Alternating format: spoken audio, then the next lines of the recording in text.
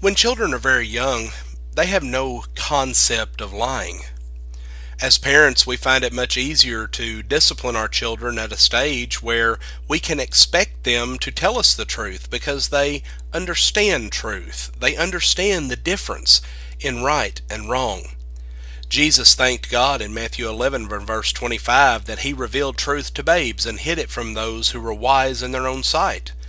This indicates that the hard part of holding fast to sound doctrine is not understanding what sound doctrine is, but rather having the strength to live by it.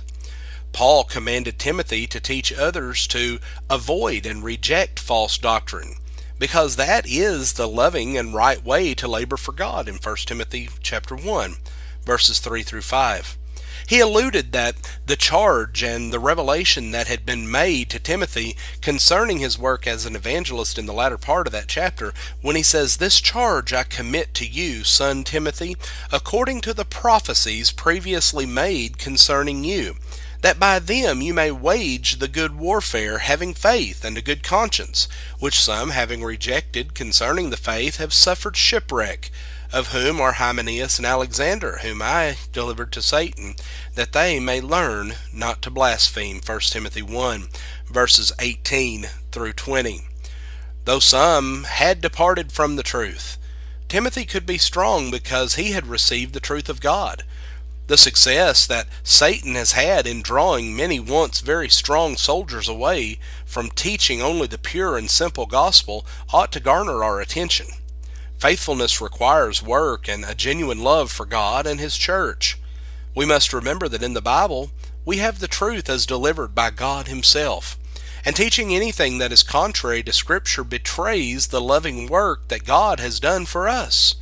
Timothy was charged by Paul to teach the truth so that sound doctrine could be recognized from error. Friends, truth is so precious that it is worth fighting for. Paul commands Timothy to wage the good warfare, 1 Timothy 1 and verse 18. And yes, a grueling battle awaits those who will confront the lies of the devil.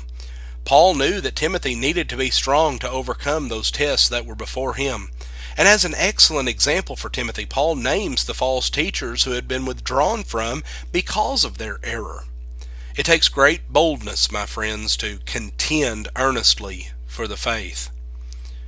Paul was not unloving in naming these wayward brothers. Love demanded that Paul do that which was in their best interest and in the best interest of the brotherhood at large. Some rebuke with a mean spirit and just lazily write off brothers who could be restored or who were never wrong in the first place. Others ignore known error in a congregation or in a preacher in hopes that they'll study their way out of it eventually.